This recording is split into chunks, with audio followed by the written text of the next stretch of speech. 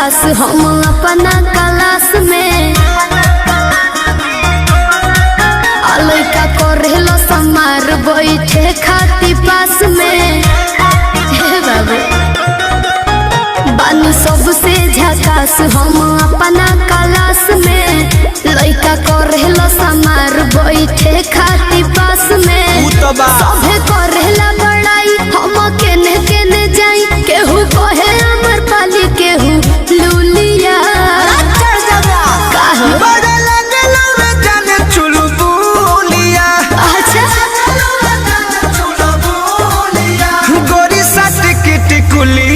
पढ़े जब जानू स्कूलिया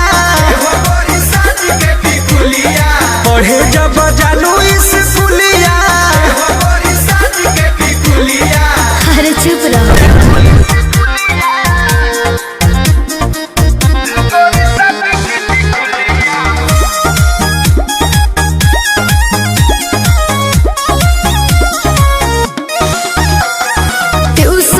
लही कन के बा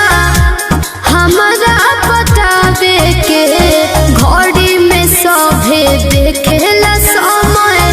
हमारा जाए आवे के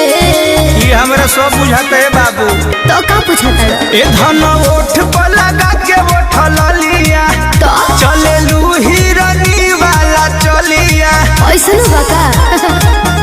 चिझना हवे जान तू ममोनिया